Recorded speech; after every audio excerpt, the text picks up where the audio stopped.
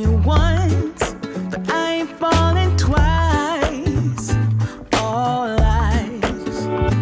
Oh Lord, I ain't gonna run. My rise has just begun. I'll shine. Shame on you. Should have seen what you were like. Dangerously nice. You got me all lost. So blind. You got me all lost. Listen to my heart.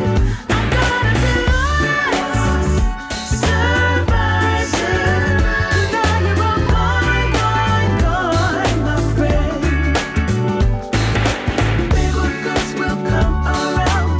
I'm still walking, I'm still proud. I never lost it. I never lost it, baby. Bigger girls will come around. I'm still walking, I'm still proud. I never lost it. Bigger girls will come around. I'm still walking, I'm still proud. I never lost it. I never lost it, baby. Bigger girls will come around. I'm still walking, I'm still proud. I never lost it.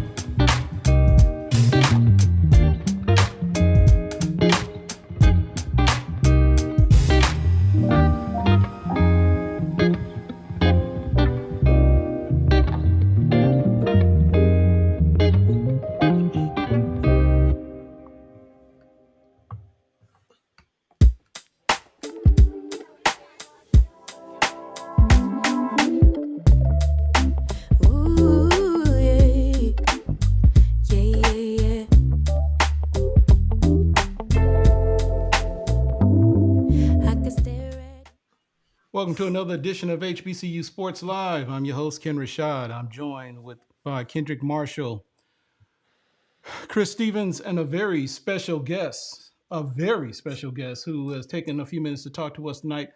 We're joined by special guest. Sorry, wrong guest, not that guy. Let's get this right. Okay. North Carolina Central running back Latrell Mookie Collier is our special guest this evening. Guy who's just been wrecking up shop since the season started. And Latrell, thank you, sir, and welcome for taking a few minutes to speak with us. Just start off, talk about the season that you've had so far this year with North Carolina Central. And I guess maybe things didn't quite pan out the way you hoped it would with respect to clinching a MEAC, but there are some other games in your future with postseason play. Talk about the season and your upcoming games for North Carolina Central in the FCS playoffs?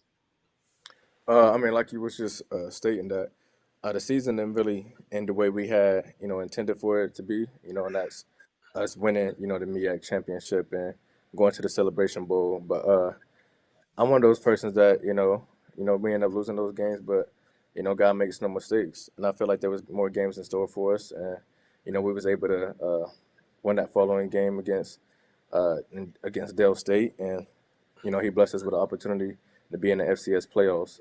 But this whole season has been nothing short of a blessing. We was able to play some top tier opponents, some great FCS opponents, and Elon, Campbell, and also A&T as well. Our rivals. So we played some top tier opponents, and in Morgan State as well that had played Richmond. So we're definitely blessed to be in this position, and we're looking forward to being in the FCS playoffs. Kendrick, I'll open the floor to you and Chris if you guys want to ask any questions. Yeah, Mookie. So you guys didn't make the Celebration Bowl this year. I know you guys really wanted to do that. Looking ahead to the playoffs, do you feel like the playoffs are like a consolation prize, or you kind of jacked up to play for a national championship? I'm pretty excited to play for a national championship. I think this is the first time in school history, so that's great.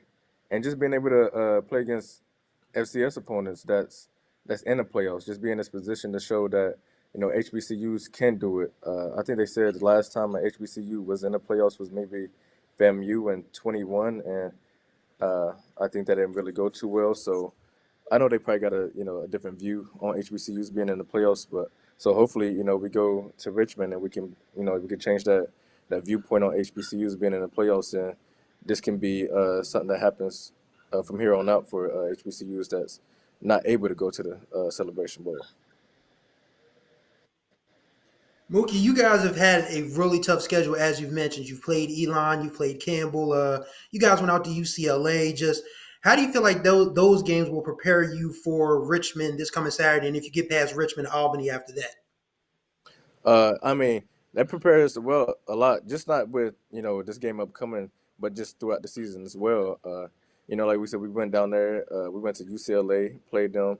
Granted, they beat us pretty bad, but it was just an opportunity to line up against, a Power Five school that's ranked in the country, top 25.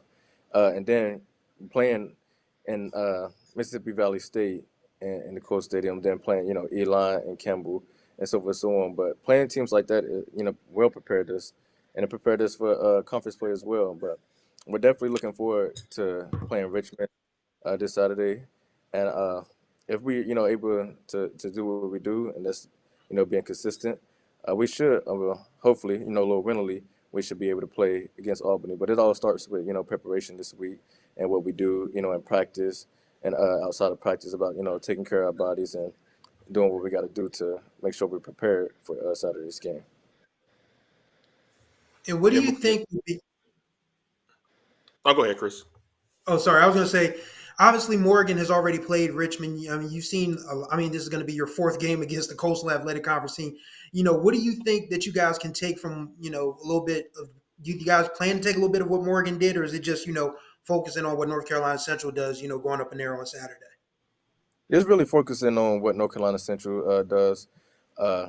Morgan had went up there, and beat them, but it's all about personnel, and that was early on, and then Richmond has gotten better throughout the season. And I think right now they're on a win streak. I think maybe 5 or 6 games. So they're hot right now, but it's all about what North Carolina Central does, and we just got to go up there and play North Carolina Central University ball, and I feel like God will take care of the rest if we go up there and do our jobs. Yeah, Mookie, I was going to ask you, like, this season your team finished 3-0 against opponents from the CAA. How much confidence does that give you going into the playoff game against Richmond?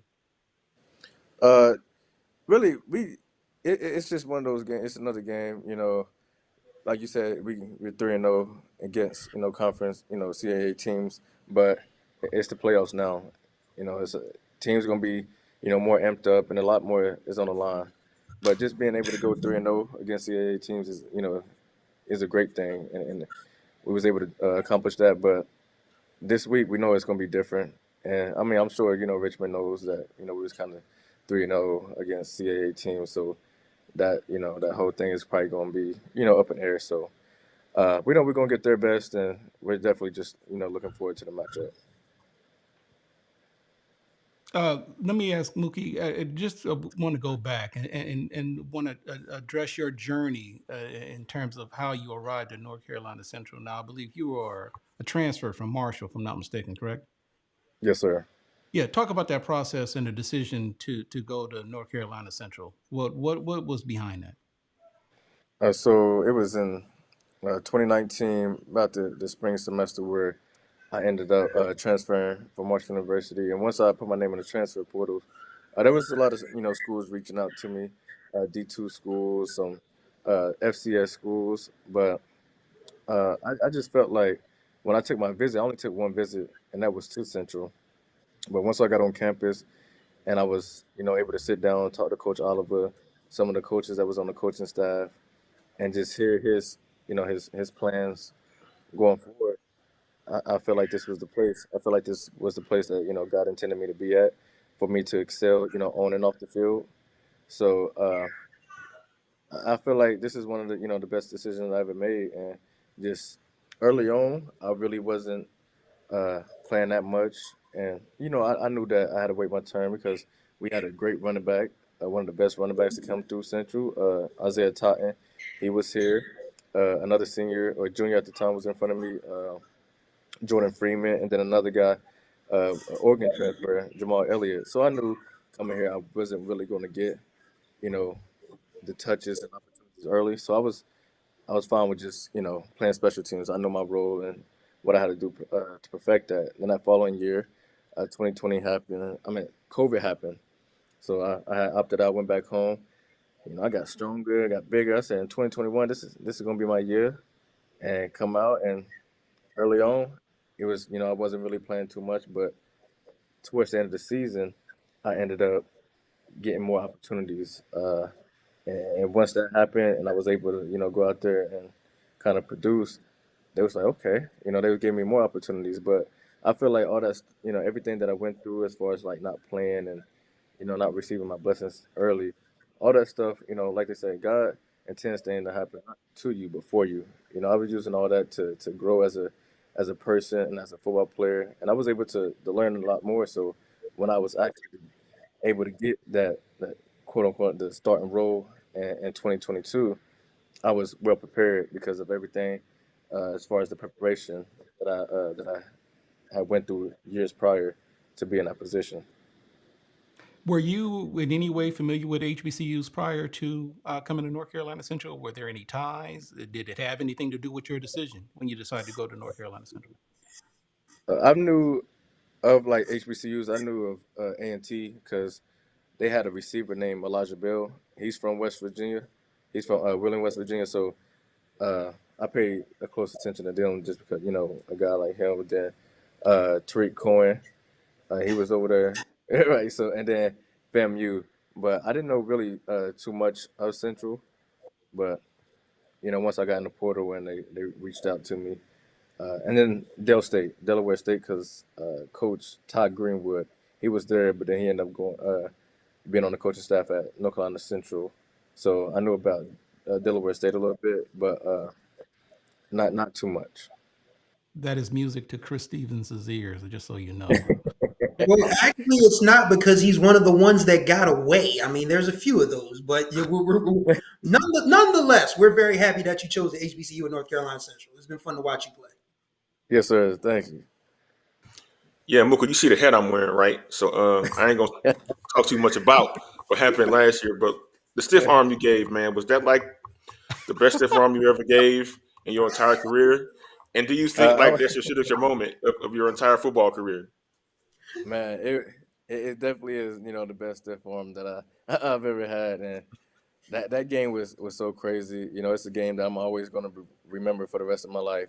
Just it was just one of those games that it was perfect. Just because I mean, Coach Oliver's recruiting class, and most of the guys was in that 2019 recruiting class was still on the team, and just being able to reach the Celebration Bowl and to play against Jackson State that you hear a lot of stuff throughout the year. Dion is over there, and they had all these guys. So it's one of those things like this is what you wanted.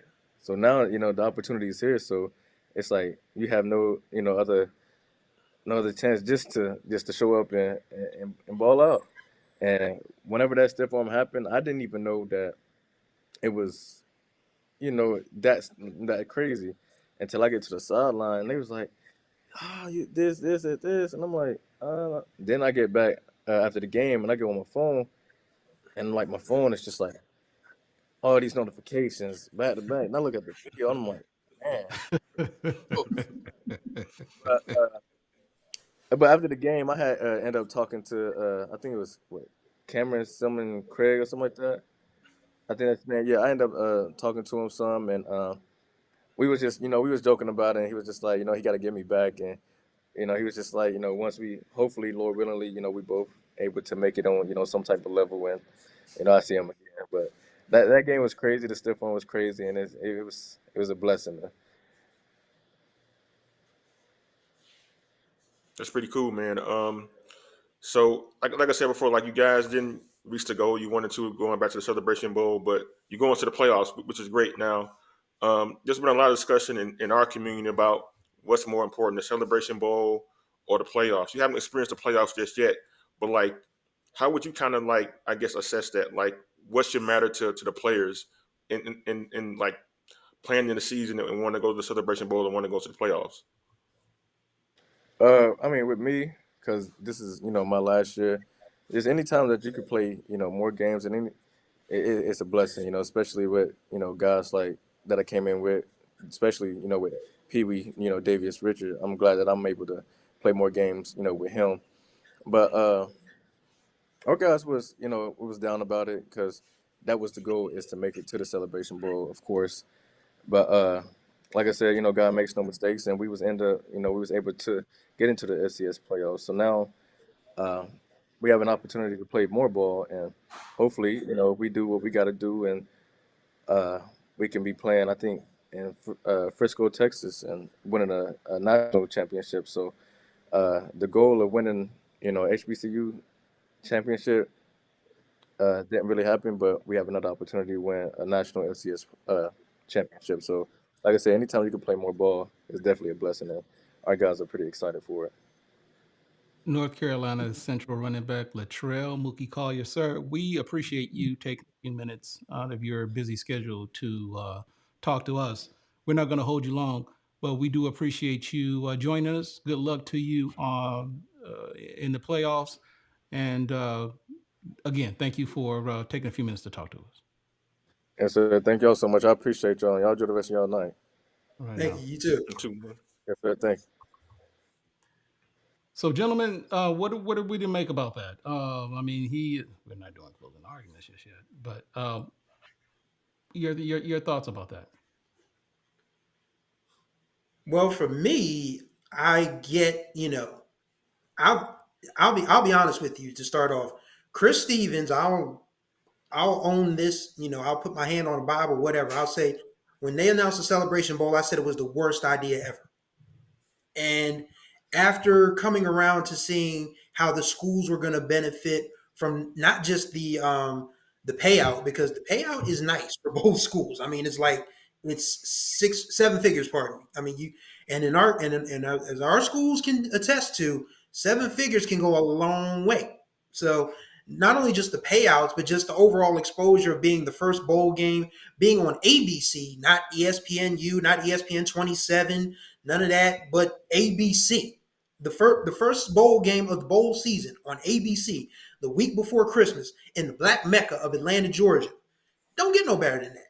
And as much as I would have liked to have seen, because when I came out of high school when I was starting college, in 1999, Florida A&M and North Carolina North Carolina A&T, excuse me, both went very far in the what was then 1AA playoffs. Florida A&M made it all the way to the semifinals where they lost to a Youngstown State, a game that's very much still up for discussion among Rattler lore. But I felt like we had a chance at that. And then, once I started once I got to Delaware State as a student and started realizing that the MEAC was just getting their faces, rubbed in it by these other mid majors, it was like, okay, we gotta get tired of losing at some point. And then when the Celebration Bowl came out, I was like, no, not like that. But then after a while, I was like, okay, this is what it is. Let's see what happens. And it turned out to be a great idea, especially now that Central has put together such a good team. I mean, we were sweating it out, but everybody in the know was like, they're fine. They're going to make the playoffs. I mean, and they have a winnable region, mind you, because Richmond didn't look that good. I mean, yes, as Mookie said, Richmond's on a 5-game winning streak or what have you, but they didn't look too good against Morgan State. And Central has played against Morgan State, got Morgan State's best game and came out of there with a win. So I feel like if Central, as Mookie said, does what they're supposed to do, they can beat Richmond. And Albany doesn't really, intimidate me that much either. So, overall, it feels like this is the right path. We get our school's exposure, and if there's a good chance that a MEAC school can, make the playoffs and make some noise, even better. You get 2 for the price of 1. So I think, it's working out the way it intended. Yeah, Commissioner Charles McClain of the SWAC, he mentioned last year, like, the best case scenario for the SWAC would be to have a team in the playoffs and have a team in the Celebration Bowl. It happened in 2021 with FAMU going to the playoffs and JSU going to Celebration Bowl.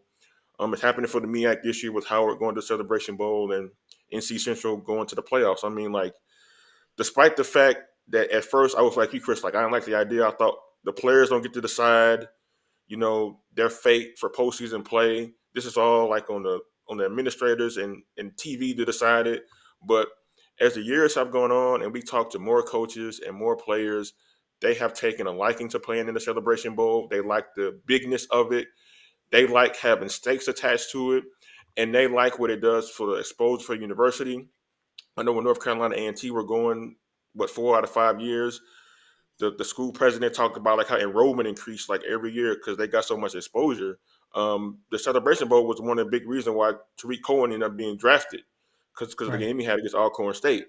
So there is a lot of benefit to playing in a bowl game on ABC and plus playing in the bowl game on ABC and playing for a championship too. So I think while the FCS playoffs are really great for any team that gets into it, the Celebration Bowl has a really unique own experience that I think is special too. So with respect to the Celebration Bowl, and since we brought this up, what are we to make of Howard making its first trip to the Celebration Bowl? The first time, obviously, from the MEAC in previous years, has been either North Carolina Central, North Carolina A&T. What are we to make about this team going to the Celebration Bowl for the first time? And I guess when you put in consideration what we've seen in terms of just overall fan support, is there any reason to think that this would be any different with Howard and the Howard University alumni fan base / community making a strong appearance down in Atlanta? Well, for one, I just have to say this because it's something that I've been, trying to, get out there for a while. But 1/2 of the Black Excellence Bowl is set. We're close, baby. We are very close. Florida A&M, you got to finish the job. Florida A&M, of course, is going to play Prairie View in the SWAC championship game in 2 weeks. We'll talk about that in a minute, obviously. But Howard, to their credit, I mean, we've seen other HBCU fan bases, alumni, stakeholders complain about, people continually going to like Howard and A&T and Spelman and Morehouse and so on. Like, people will say there's 107 HBCUs. Yes, there are.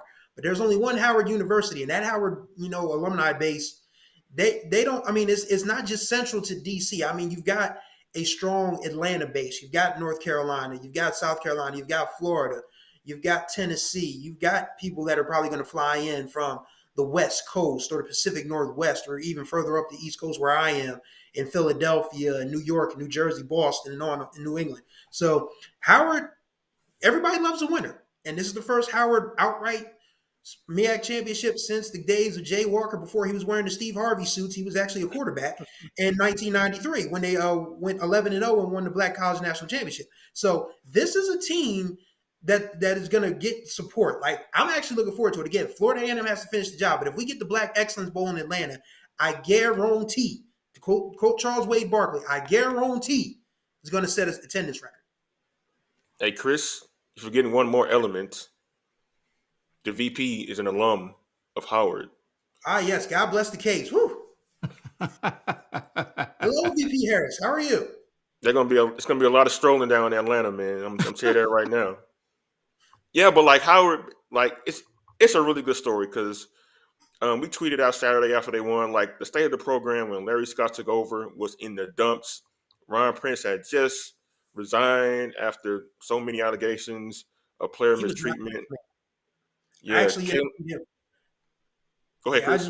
I just want to throw that in real quick. When I was working for the News Journal many years ago, the hometown paper, Delaware, when I was freelancing covering Delaware State games, I had a chance to cover Howard when they beat Delaware State for homecoming one year, and I just felt like even after they won, he was just not an especially nice human being, and it's like the players were almost like shell shocked, to talk to me, and I'm just like, hey, y'all just won. What's really good? So yeah, credit to Larry Scott for turning that around because Ron Prince was not a nice man at all, from my experience with him. Yeah, I mean, like you had like Wow. parents like writing letters to the school administrator talking about their babies have been getting yelled at and cussed at and all this, that, and the third going on in the locker room, and then uh, Larry Scott comes in there, came from University of Miami. Not much was known about him in the HBCU world. Yeah, he was coach for the U. He actually was an interim head coach, the last few games of I think the 2019 season, if I'm not mistaken. He took the job at Howard. He was able to resurrect that program last year, being co-champs. This year, turn a class ring into a gold ring, and then going to the Celebration Bowl. So it's a really good story for the folks in DC. So switching real quick because I do want to get into North Carolina Central's game against, I believe, Richmond and the possibilities of them advancing in the first round. What are we to make of this matchup? And we heard Mookie Collier talk about the possibility of making a run and possibly playing down in Frisco, Texas for the finals. But realistically, what are we to make of this matchup between North Carolina and Richmond? I think it's a winnable game for them because yes, as Richmond's gotten better as the season going on. Morgan may have caught them by surprise, but Morgan just had a nasty string of bad luck. It's like the old Harold Melvin and the Blue Note song, "Bad Luck." That's what you got, and that's their whole year pretty much. They lose homecoming. I mean, they fumble away a win at Akron. I mean, it's just like so Morgan State is not a bad football team by any stretch of the imagination. They're coming. Like if they're not a favorite to win it next year, I'll be stunned. I'll put it to you like that. So I feel like this Central team has already seen the best of what everybody's got. And Richmond, they run a really interesting, they run an RPO type of offense, but if there's a defense that can stand up to that, as we saw when they embarrassed South Carolina State on that Thursday night, it's Central. So I feel like they can win that game. Albany is just another team they benefited from the inverse of bad luck. They've had some good luck going their way this year, but I don't think that's going to stand up against a team like Central that's well prepared, that has played, 1/4 of the CAA already, has played UCLA, has beaten everybody they're supposed to beat, with the exception of Howard, unfortunately. But I feel like this is a winnable next two games for them. What happens after that in the quarterfinals remains to be seen. But this is definitely a team that can get to the quarterfinals, in my opinion. That game, North Carolina Central against Richmond, that game will be played on Saturday. That's November 25th at 1 p.m. So if for whatever reason you're not going to be in New Orleans for the Bayou Classic or whatever the case may be, by all means, check out the North Carolina Central Eagles as they go up against Richmond. So, gentlemen, let's move on because before we can even go too much further into the Celebration Bowl with respect to whoever Howard is going to play. Well, you know what? Let's see. I think we have a special guest that's joining us now. Yeah. Let me see if we can make that transition.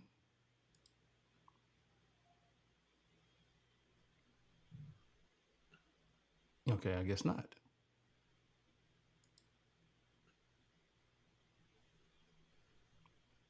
We had a special guest who was supposed to be coming on, so we'll see if he see if we can get a chance for Mo Williams of Jackson State head coach, who was supposed to be a special guest. We are having some technical issues, so we'll continue to move on with that. But Prairie View wins the West. and will play FAMU in the championship game.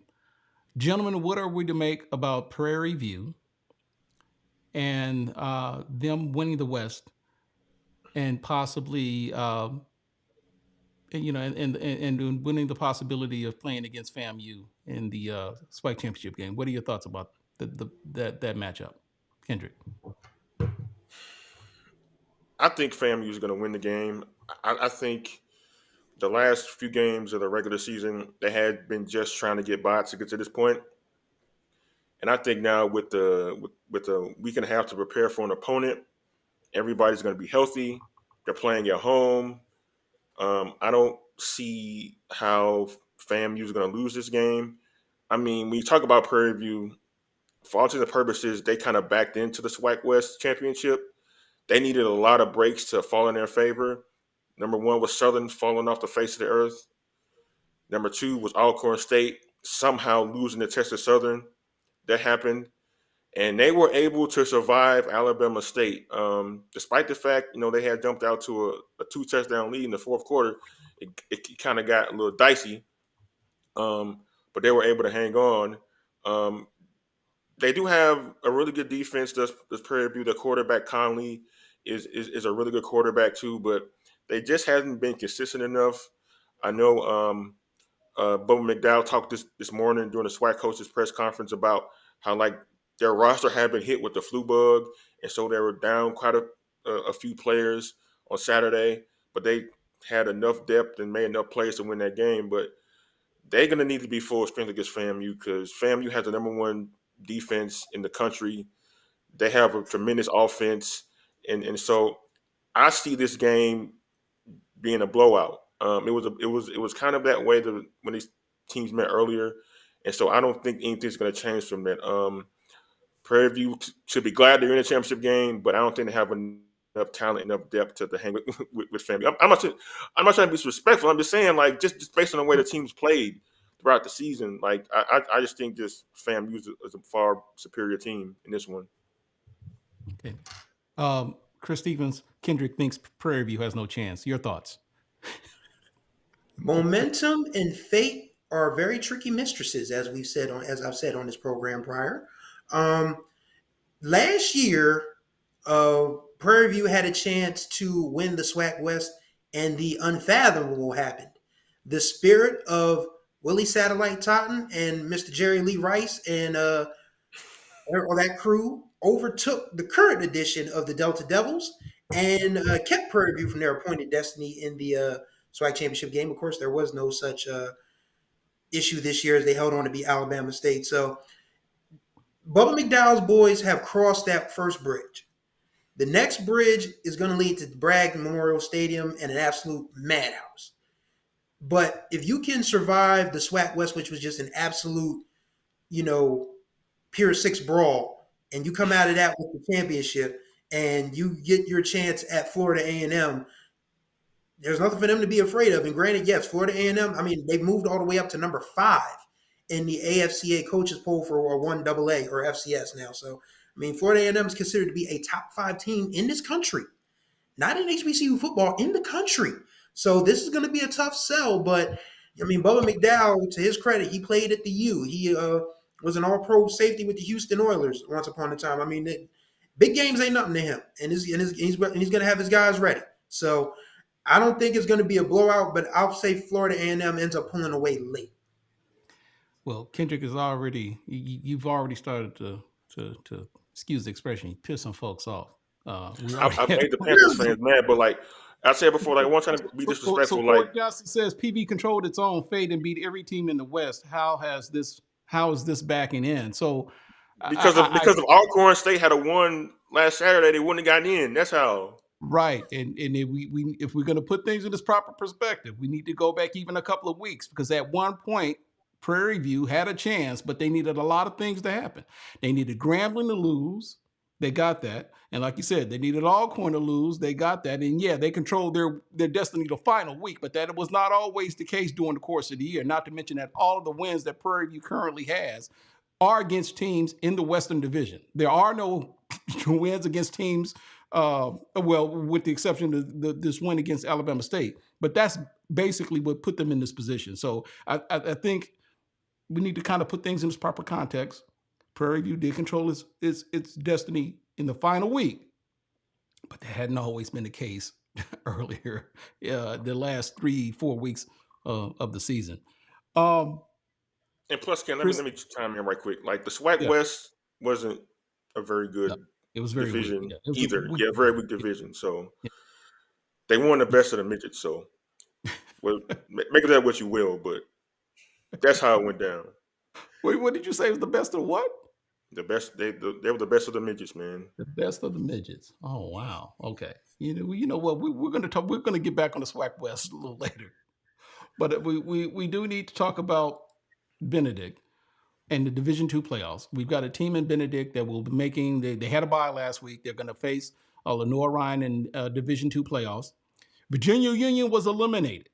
And I don't know if that's necessarily a surprise, but this is another case of which, and Chris, you alluded to this when we talked earlier in the week, that this is kind of another one of those cases where an HBCU goes up against a PWI in the first round of the playoffs, and the performance just isn't all that we thought we would think it would be, considering what we saw from them earlier during the course of the year. Now, granted, they won the games they needed to win, but this wasn't nearly the type of team that we thought we were going to see in the first round of playoffs.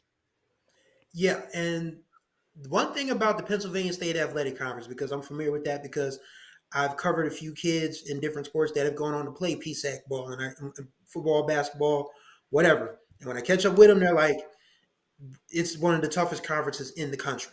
And for Kutztown to win now 10 straight, because they lost their first two. So now they won 10 straight. It's obvious that this is a team that was very good. They controlled the ball on the ground. They outgained Virginia State. I think it was 372 to 267, something like that. And they were already up 14-0 before I could get comfortable, scoreboard watch. So it's a case of what we talked about. We talked about it at a D1 Power 5 PWI mid-major HBCU level.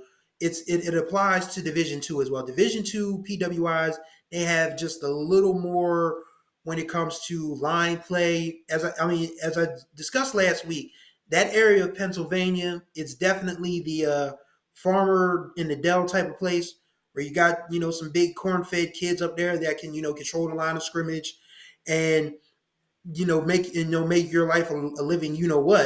And not to say the kids from the South aren't corn-fed, not by any stretch of the imagination, but PSAC schools, they seem to have a little bit bigger edge because they can draw from, like the kids that are disgruntled at like Villanova or Delaware or Rutgers or anywhere in the region, say, hey, come get this partial scholarship package and, help us win. And that's, and that's something that, PWIs like Shepherd take advantage of, Valdosta State down in Georgia, Wingate in North Carolina, of course, Lenore Ryan, who Benedict is going to see this Saturday.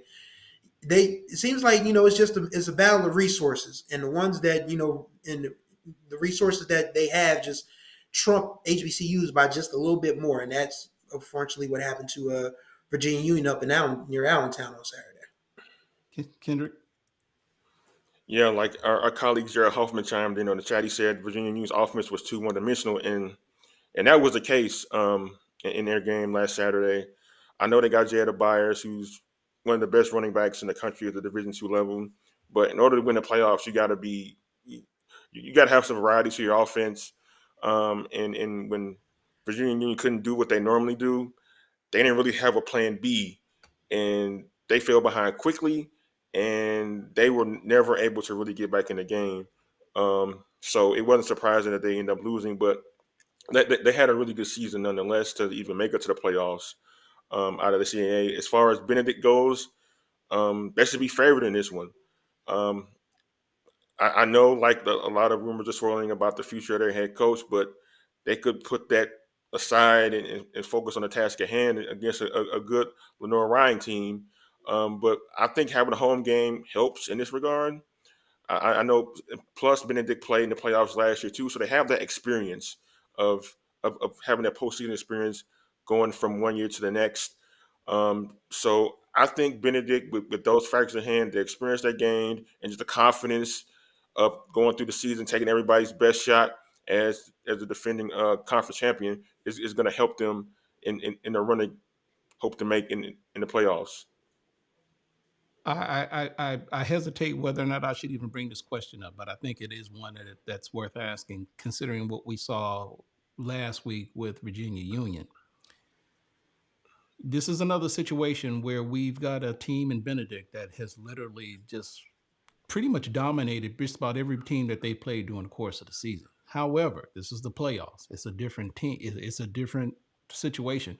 And I guess to some degree, you can say that just about every single team that's in the playoffs has had some level of success in some sort of way in order to get there. Is there any modicum, any possible chance that we could see, and granted, anything is possible, but are we possibly to see a team like this Benedict team to be dominated by Lenore Ryan? Is there any possible way that they just muck it up and just get tossed?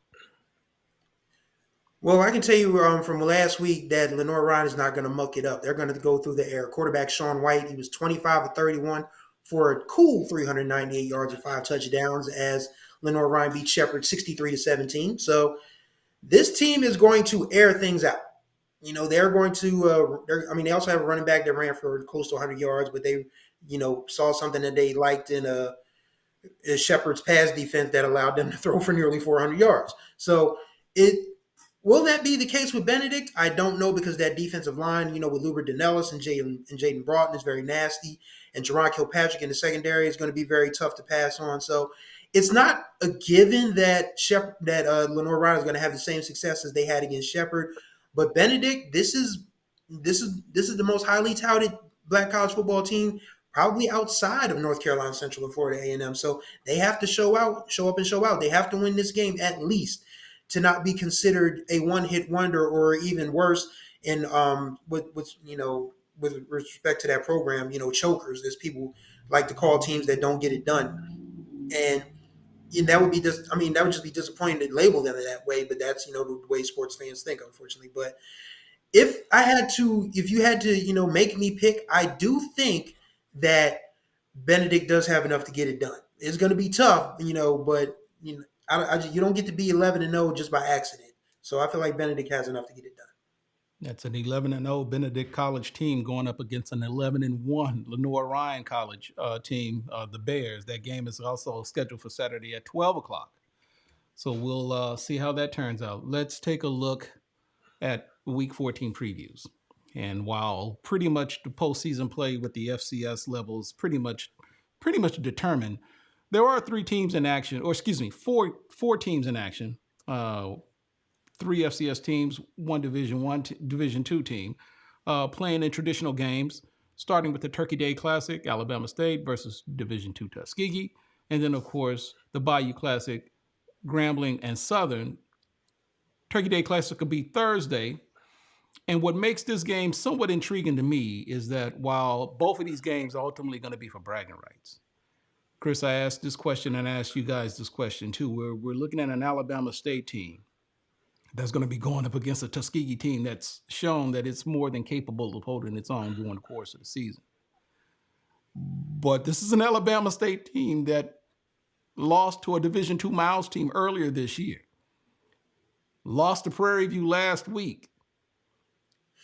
Is this one of those so-called trap games in which we could possibly see an upset, in which Alabama State could lose the Turkey Day Classic against Division II Tuskegee? And any one of you guys, feel free to chime in. What are your thoughts on the outcome of this game on Thursday? Well, I don't think you can call it a trap game when you have a 7-2 Tuskegee team who literally just was a tiebreaker away from probably playing Benedict in the championship game. And if they had a good enough showing, probably would have snuck in and one of those last 2 spots in that super region. So Tuskegee's a good football team. Are they good enough to beat Alabama State? Yes.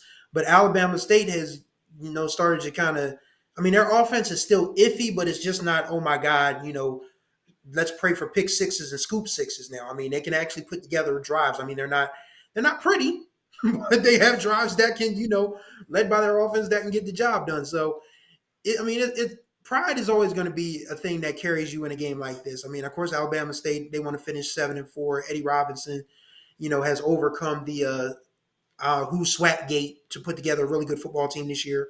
And, first year head coach Aaron James, who of course was the quarterback at Tuskegee many moons ago, he's looking to finish his first season strong. So I don't think that, either one of these teams are going to look past each other. Obviously, it's Thanksgiving Day.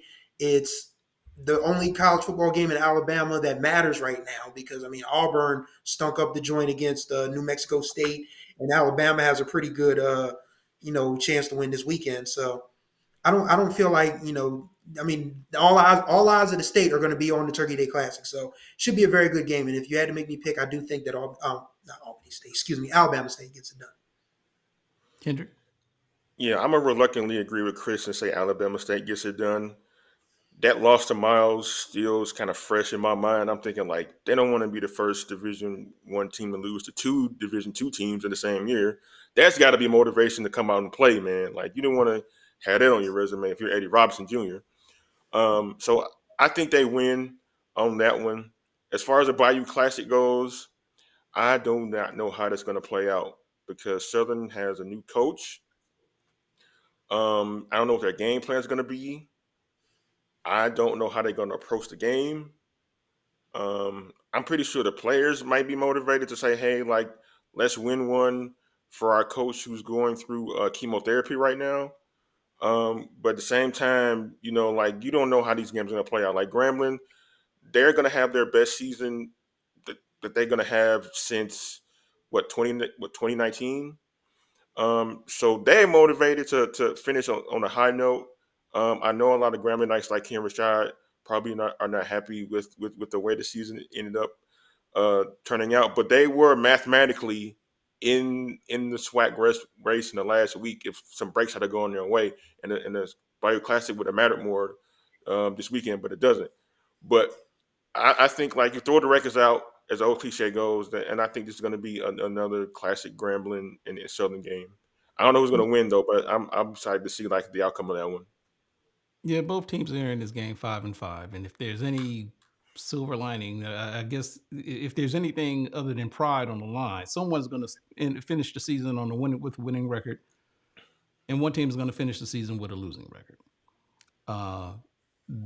As you indicated, if you look at the situation with Southern, which is going to be led by Terrence Graves, which is kind of ironic because if you recall, T. Graves, as they affectionately call him, and I know him personally as well, was in a situation 2 years ago after Grambling fired Broderick Fobbs. The week before the Bayou Classic, Terrence Graves was named the interim head coach of the team, and he actually led that team to win that final game against Southern 2 years ago. Now he finds himself in a similar situation, but coaching for the opposite team, in which the school gets rid of Eric Dooley as the head coach. Terrence Graves is now the interim head coach of that team, and now he finds himself in a position where he's going to be coaching against his former team, and could, I guess, in many ways, in the 50th Bayou Classic, find himself in a unique position to where he could be the first coach, the head coach, who has a Bayou Classic win, coaching as the head coach of both teams. So, there is an interesting dynamic in that respect. But let me just touch on this since we're talking about my alma mater, by the way. And I know people wanted to talk about the so-called situation with Hugh Jackson. And let me just say this now. I understand that this season hasn't gone anywhere near as well as people had expected when the season started.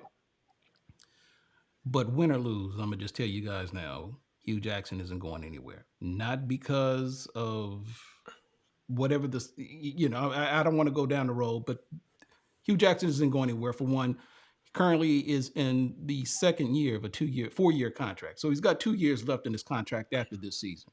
And I seriously doubt anyone is going to just get up in arms, even though I didn't think they'd do it with Southern too. But someone actually came all together and they raised I believe $640,000 to buy Dooley out of his contract, from what I'm told. But at the rate of $400,000 a year in which Hugh Jackson is being paid, I just don't see anyone taking those type of steps. When you put it, especially when you put in consideration. I understand this is a low bar, but for all intents and purposes, this Grambling football program or the team in and of itself is actually better now compared to when Hugh Jackson, compared to what it was when Hugh Jackson took over. So, they've already exceeded the number of games that they won last year. The talent is better this year compared to last year. And when you put in consideration, you guys have heard me make this argument before, and I'm going to make it again. When you put in consideration how his season, the first season, was interrupted with, I'm a firm believer. If you're going to hire a head coach, and if he's going to be held accountable for wins and losses, you have to give him the autonomy to coach that team as he sees fit.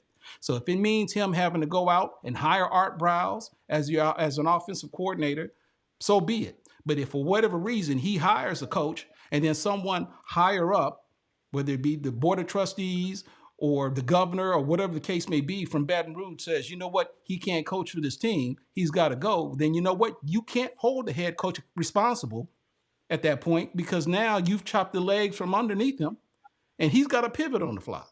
So I'm not saying that the season would have necessarily been any different in year one for Hugh Jackson had Art Browse stayed. But my point is that as far as accountability goes, that isn't all on him because there was interference involved.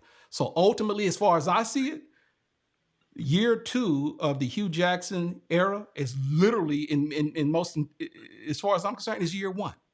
So we've seen what he's done up to this point. Granted, he's had an awful lot of time during the 2 years that he's been at Grambling to kind of get a feel for how the lay of the land. He knows what's expected. He knows how the administration works. He knows a little bit more about what's expected from him with the fan base. I think year three or next year will be the year that really defines what this Hugh Jackson era is going to be about. And I'll just leave it at that. Grambling by 14, by the way. Chris, I am interested to hear your thoughts about the Bayou Classic.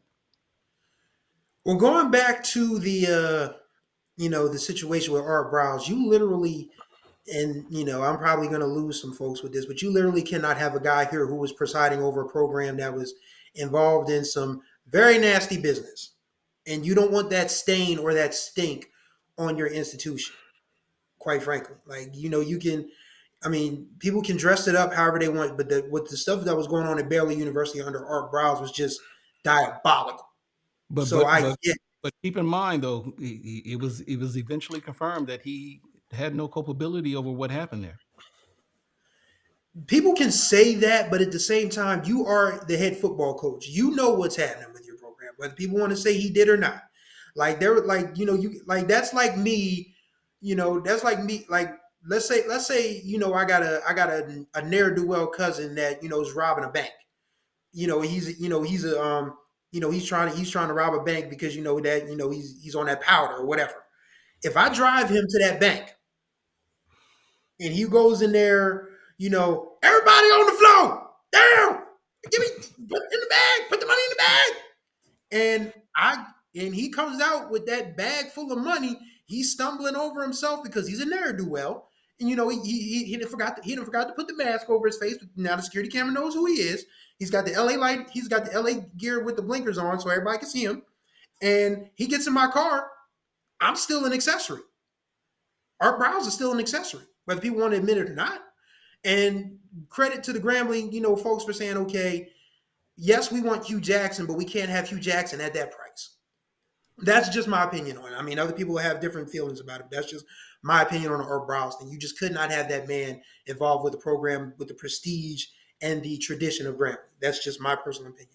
Okay, as far as the Bayou Classic goes, back to football. This Grambling team, to me, feels like this is a team, like Ken said, this is actually year one for Coach Jackson, and it's been a pretty good year one, all things considered. Southern, on the other hand, they just had no patience for one of their own, which I find to be very disappointing. But I have experience with that, as I'll talk about in my closing argument. You want to. I mean, I always say that college coaches, you need at least a 3-year cycle, whatever the sport: football, basketball, field hockey, volleyball, lacrosse, soccer, whatever. You got to cycle out the previous regime's players so you can get your type of athletes in there, so you know what you got. Eric Dooley didn't get that chance. And now Southern is starting the cycle all over again.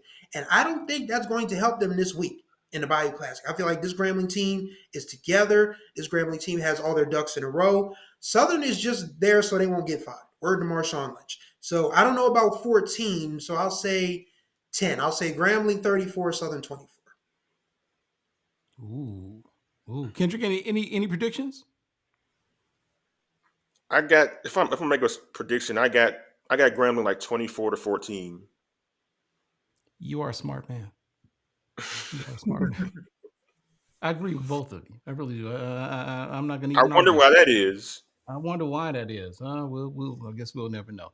Okay, guys. So it's time for closing arguments, and let's start with you, Chris Stevens.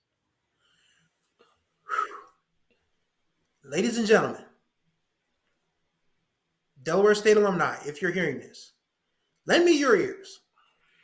Delaware State University football team has finished with just the second one-win season in the history of the university going back 50 years after getting absolutely being the sacrificial lambs North Carolina Central's FBS playoff drive 55-14 this weekend. I don't know where you guys, I mean, we all went to the same university and we all had pretty good math professors. Shout out to Mr. Frank Gibson. But 5-6 is a lot better than 1-10. And in last year's 5-6 under Rod Milstead was super competitive. This year's 1-10 under Lee Hall was the nastiest football I've ever had the displeasure of viewing. And I've seen some nasty football in the history of Delaware State University. I've seen a 1-10 team. 2003, my second year as a student reporter. That team had heart. That team had fight. This Delaware State team that I saw this year, they're the Bishop Sycamore Black College football now. I can't even put that on Lincoln, California. I can't even put that on Virginia University Lynchburg because doggone it, they won 2 games. Delaware State won 1. And they didn't even win a game against the NCAA school. They won a game against Virginia Lynchburg. So it doesn't even count. So they're literally 0-10. 0-10-1. Now while everybody's laughing and yeah, I'm having a good time with this, this is not a good time for Delaware State University football and Delaware State University athletics, and I'll tell you why. There needs to come a point where accountability comes from the top up. And yes, I'm talking about President Tony Allen. Yes, I'm talking about AD Alicia Shields-Gadsden. Y'all ran out a Delaware State legend. Rod Milstead was a 3-time All-MEAC offensive guard. He and John Taylor were teammates on that 49ers Super Bowl 29 winning team. He literally came back from a successful high school career in Maryland, coaching at Lackey High School in Indian Head, Maryland. That's in Charles County. To help his alma mater. And he did the best he could with what little he had. And this team was 5-6 last year. Loser offensive coordinator Brian Bassard died suddenly. Had a flu bug that ran through the team the last month of the season, and they literally were just putting people out there who were like walk-ons. I mean, you can't even call them walk-ons. You probably call them crawl-ons, honestly. So, that team went from 4-2 to 5-6 real quick, and you get Milstead out the door. Okay, so you're bringing Lee Hall. He was the offensive coordinator of a Howard offense that was okay last year. But notice how much better they got with the new offensive coordinator. They actually were able to beat North Carolina Central this year, something they couldn't do last year. And this isn't me taking shots at Lee Hall because Lord knows I've had enough parents do that in my email box. A lot of parents that I know are just telling me this, that, and the other that I'm not comfortable divulging as of yet. But, maybe there'll come a time where I'll have to. But A.D. Gasson and Tony Allen, Dr. Allen, they have some explaining to do.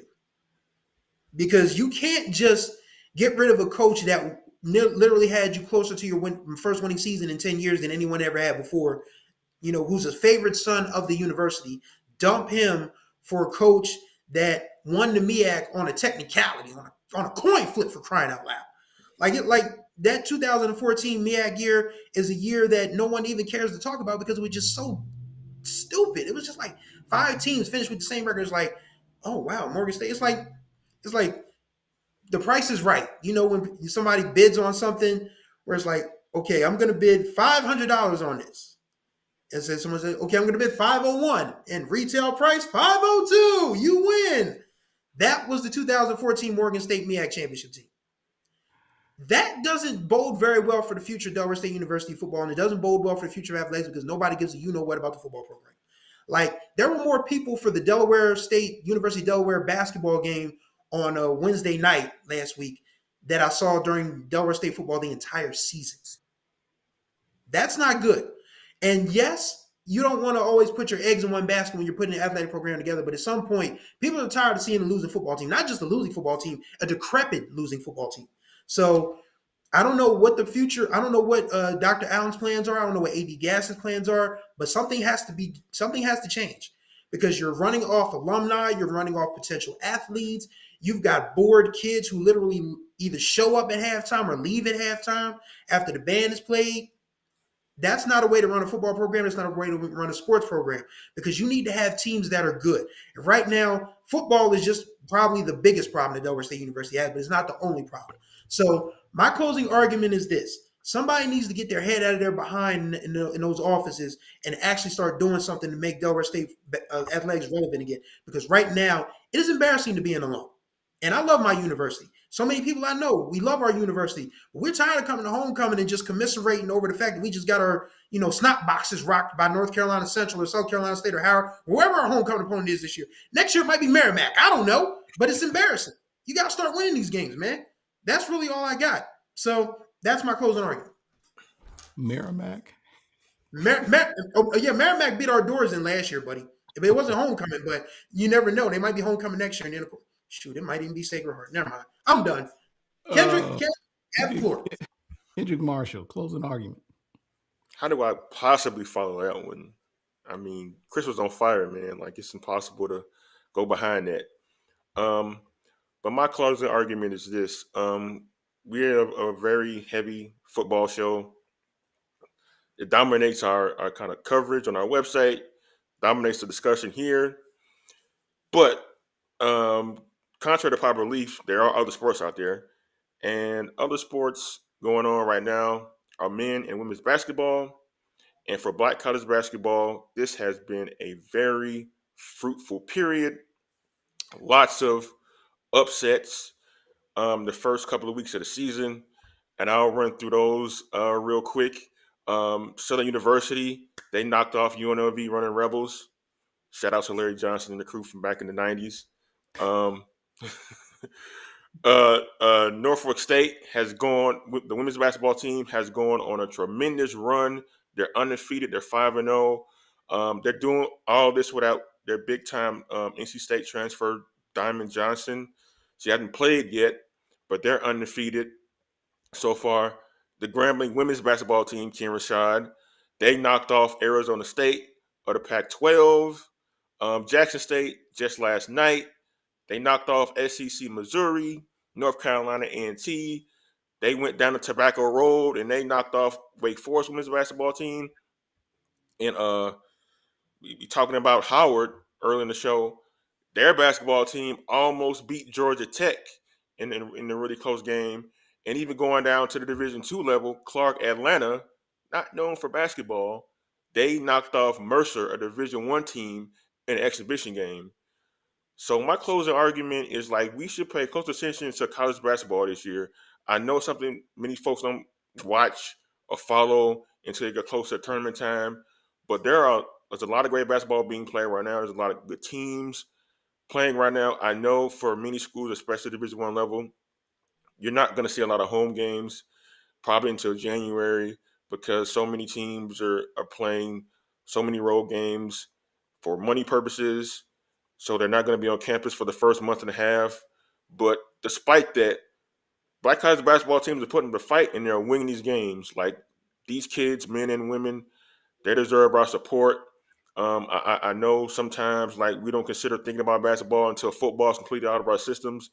But the performances the first few weeks of the season has put everybody on notice that, hey, these teams, based on NIL, based on the way college sports in general has shifted with one and dones going to the NBA, with more rosters, with capable players on them. We had teams in the Final Four last year that were from FAU and another Group of 5 conference playing for the national championship. So anything can happen in college basketball, and black college basketball teams early in the season, as of now, they're showing them, hey, they compete with anybody, and not all these wins are upsets. So some of these wins are just teams that are just better on that day, and not the little engine that could just happen to get away with a win. No, these teams have improved their recruiting, they've improved their coaching to be able to win these games. So if you have opportunity to go out to a college basketball game this season, take advantage of it, because you're going to see some really good basketball being played. And so that's my closing argument for tonight. Very nice. Very nice. Very well stated. Also, UMES beat Penn as well. That's right. Right. Yeah, it sure did. I don't necessarily have a closing argument, but I will end the show by not necessarily making a closing argument, but instead I'm going to take a victory lap, because I wasn't going to do this at first. Yes. But I am going to do it now. Okay. Last week, HBCU Sports had received information from a very credible source that former Texas Southern head coach Clarence McKinney would not have his contract renewed. Now, the information in and of itself wasn't surprising. Anybody who has followed this program for the past 5 years knew that Clarence McKinney was entering the season on the hot seat, had not had one winning season the entire time that he was at Texas Southern. Not one. And despite all that had been done up to that point,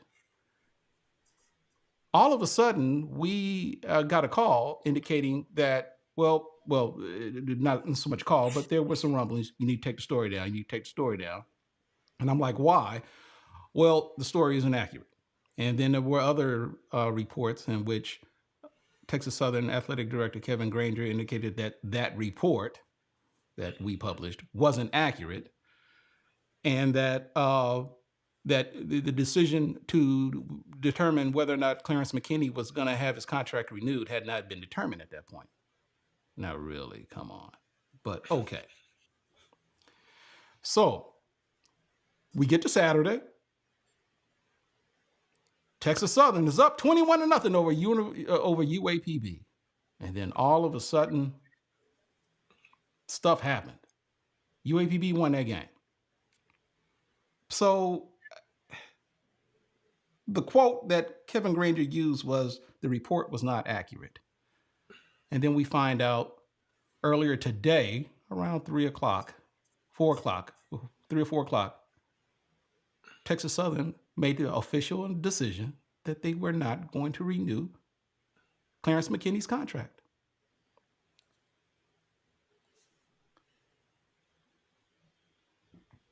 I just finished lap 1. I'm going to go lap 2. So I just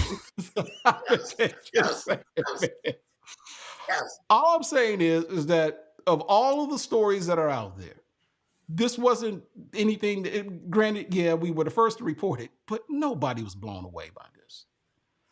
So I just want to say that we are here, and I don't want to pile on, but I just felt that it was necessary for me to take that victory lap, as Chris Stevens suggested. He said, "Ken, you need to take that victory lap," and I said, "No, I'm not going to do that. I'm going to take the high road."